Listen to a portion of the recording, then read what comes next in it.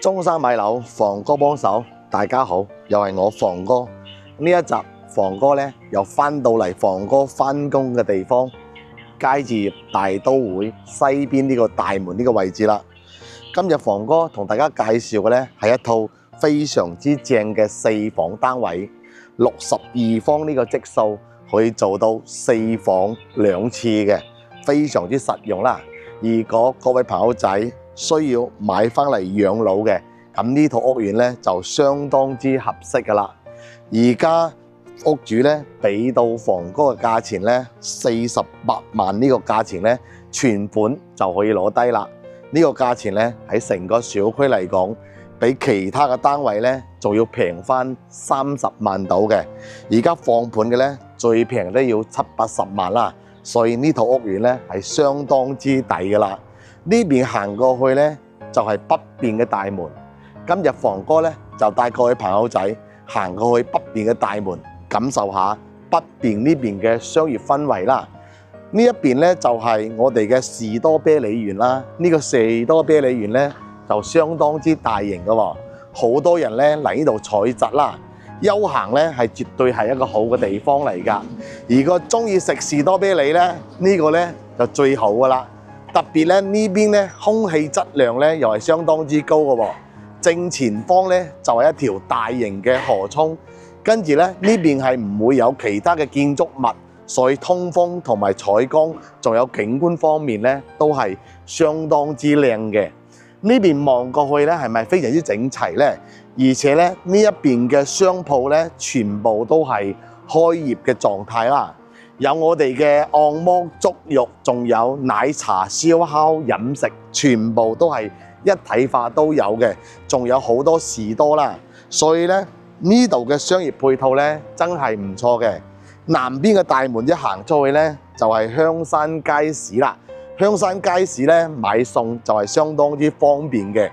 跟住小區5棟嘅樓下咧就係香港嘅直達巴士嘅巴士站點。仲有買票嘅點啦，都喺嗰度啦。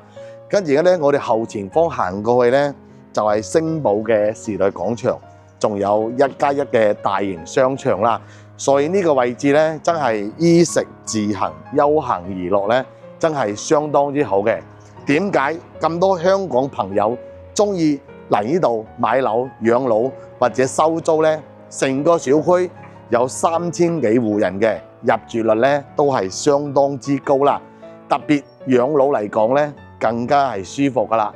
一個價錢夠低，二嚟咧環境夠好，成個沙溪咧最中心嘅位置咧就係呢度噶啦。所以大家見到啦，呢啲商鋪咧真係氛圍咧相當之好嘅，可以睇到啦，冇一間咧係閉業狀態嘅，全部都係營業緊嘅。最重要嘅係呢邊咧係冇任何嘅改變啦。全部係我哋嘅採摘點士多啤梨，好多香港朋友仔咧都中意呢邊嘅景觀嘅。呢邊咧就係望北向嘅，呢度行過嚟咧，再行到前方咧就係我哋嘅北邊嘅大門啦。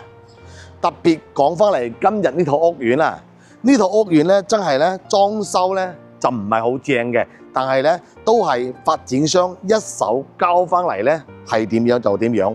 保養咧就相當之好嘅，家私定製咧就冇乜嘢噶啦，就係一啲普通嘅家私咯。但係空調咧全部都裝好晒5台嘅小米空調噶啦，所以咧呢套屋苑咧真真正正嘅投資咧都唔算太大。各位朋友仔如果買翻嚟咧，就買翻啲家私啊，買翻啲全屋定製啊，頂籠啊就係3-4萬蚊咧就可以搞掂入住噶啦。呢邊就係漢基花園啦，漢基花園咧呢啲咧都係未出售嘅。呢個樓盤咧而家有少少手續嘅問題啦，一直拖到而家咧，一直就唔對外出售咯。呢度就係北邊嘅大門啦，地下停車庫咧都喺呢個位置入去咯。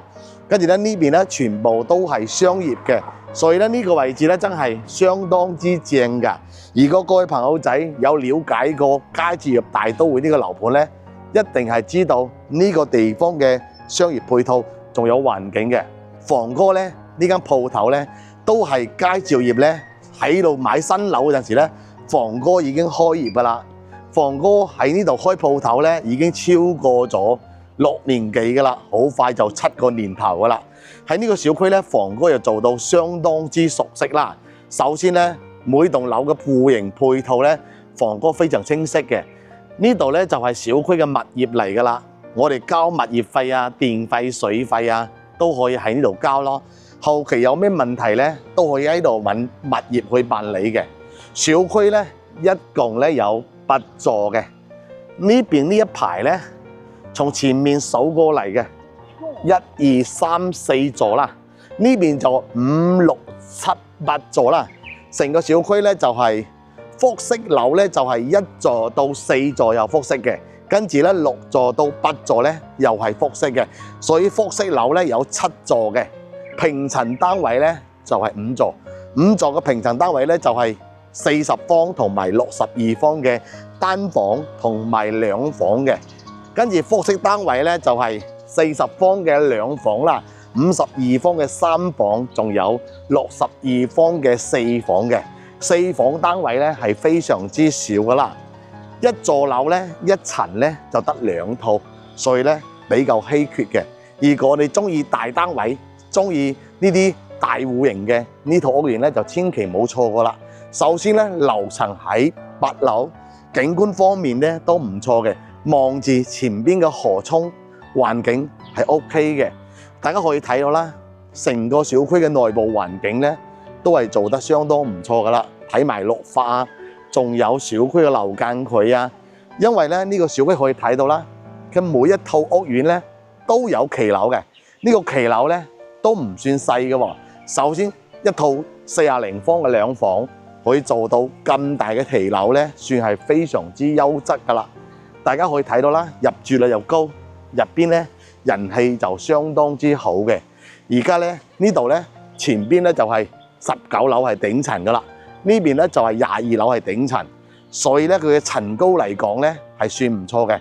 因為我哋而家係8樓，其實8樓咧已經等於係14、15樓噶啦，因為係複式噶嘛，佢層高會高啲噶嘛。呢邊咧又翻到嚟我哋小區嘅西邊大門噶啦，成個小區啊有3個大門噶啦，一個西邊大門，一個北邊大門，一個南邊大門。北邊大門望士多啤梨，西邊大門咧就望條河涌，南邊大門一出去咧就係我哋嘅香山街市。西邊大門直行出去咧，就去到星寶嘅時代廣場，仲有1+1嘅大型商場。時代廣場嗰度咧，周邊嘅商業配套咧都係唔錯嘅，所以成個小區嚟講咧，如果你中意商業配套，中意呢啲商業氛圍嘅，咁呢度咧絕對係啱嘅。呢度去到我哋市區嘅醫院咧，都係相當之近嘅，全程4公里啫。揸車或者坐車咧，都係10分鐘時間咧，就會去到我哋中山市嘅中醫院啦。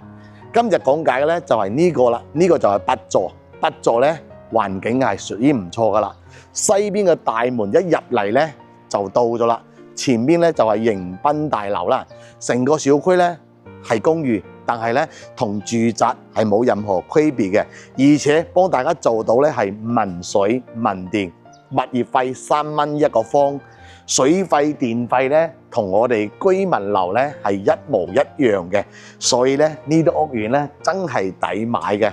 好啦，跟住個鏡頭咧嚟坐 lift 上去感受我哋呢套屋苑嘅真正嘅戶型同埋裝修。如果啱你心水嘅話，一定要快速聯繫房哥啦。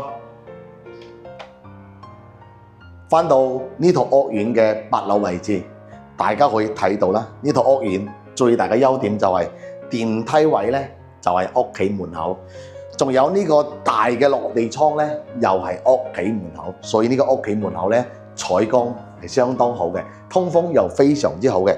呢個位置做埋個大型嘅鞋櫃都冇問題。呢個咧又係個大嘅優點嚟嘅。返到呢套屋苑嘅大門，可以感受到咧，成套屋苑嘅大廳啊，相當之大氣嘅。如果你有睇過呢個小區嘅40方，仲有52方，佢嘅客廳咧，比呢度足足少埋1米嘅空間嘅，係比較壓迫啲嘅。而家呢個空間咧，真係相當之足噶啦。睇埋騎樓嘅位置啦，騎樓可以睇到咧個長度咧又係比52方咧要長翻1米嘅，所以呢個騎樓咧真係相當之舒適噶啦。前邊咧就係西門同埋河涌嘅位置噶啦，呢個景觀咧真係永世都唔會有任何改變噶啦，已經係定局噶啦。成個小區嘅環境係咪睇到相當之正咧？真係唔錯嘅。上邊做埋個晾衣架咧就絕對完美噶啦。呢套屋苑可以睇到啦，全部都係發展商一手嘅裝修交落嚟嘅。而家嘅業主咧就將窗簾啊做埋佢，裝乜燈啊，裝埋空調啊，呢都做好噶啦，基本嘅嘢做好噶啦。呢啲梳化、電視機、餐台，如果唔中意嘅咧可以搬走，中意嘅可以留低俾大家嘅。再嚟睇埋呢個廚房嘅位置啦。廚房可以睇到啦，非常之乾淨企理，幾乎係冇任何嘅使用痕跡嘅。呢個廚房咧比40方同埋52方咧要大埋一半嘅，相當之闊落噶啦。呢個雪櫃咧都係未用過噶啦，咁大個雙門雪櫃咧擺落去咧仲有好大嘅空間嘅，所以呢個廚房真係相當之舒服，特別朋友多嘅，中意整兩味食嘅呢個位置絕對可以噶啦。再睇埋呢個洗手間咧，幾乎係冇用過嘅，呢個係1樓嘅洗手間嚟噶啦。呢套房咧可以做翻主人套間又得，或者係我哋嘅長輩住都係冇問題嘅。房間相當大啦，一個米半床嘅大床，仲有咁大嘅衣櫃、床頭櫃係咪？仲有呢啲空調啊，所有嘢幫大家做好晒噶啦。如果可以接受呢啲家私咧，可以留低俾大家嘅。再嚟跟埋房哥嚟睇埋2樓啦。呢個2樓咧，上邊仲有3間房嘅，而且每一間房咧都係相當之大噶啦。呢度望落去咧，成個中空位咧就非常之闊落噶啦，就唔壓迫噶啦。40方同埋52方咧，稍微就細咗少少咯。呢間房都係算比較大噶啦，空調咧都係做好俾大家噶啦。呢度可以做翻一張床墊就 OK 啦，呢度再訂埋個衣櫃咧就 OK 噶啦。其實空間咧使用係足夠嘅。呢邊咧仲有間最細嘅房間啦，呢間房間咧係最細噶啦。其實最細嘅房間咧可以放到米半床，空調都幫大家做好噶啦。呢度就可以做埋個定製衣櫃，都係冇問題嘅，都係夠位噶啦。呢個就係2樓嘅洗手間咯，洗手間咧都係非常之實用嘅，都夠闊噶啦。呢間房就係主人房嚟噶啦，主人房咧而家都係放咗米半床啦，空調啊、窗簾啊、衣櫃咧，全部都係做好俾大家噶啦。如果大家中意呢套屋苑啊，特別咧係中意大單位嘅咧，呢套屋苑咧千祈就冇錯過啦。呢套屋苑係成個小區咧最平嘅一套啦。48萬咧喺房哥呢度咧，你就可以攞低噶啦。如果真係唔中意咁大嘅，房哥手上咧細單位都有嘅，52方嘅細積數35萬左右啦。跟住咧40方嘅咧25萬左右啦，都可以有嘅。如果中意大細平層嘅咧，都係有平層單位咧，都係20萬就搞掂噶啦。62方嘅平層單位咧，就係40幾萬咧。都可以搞掂，人均選擇咯。因為房哥咧喺樓下翻工，一手資源咧又比較多嘅，中意呢啲一手資源多嘅，中意平靚正嘅，嗱嗱聲聯繫房哥。特別係呢個小區，房哥喺呢度房源一地俾到大家非常之多選擇嘅。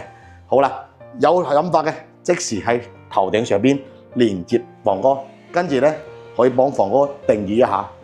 拜拜。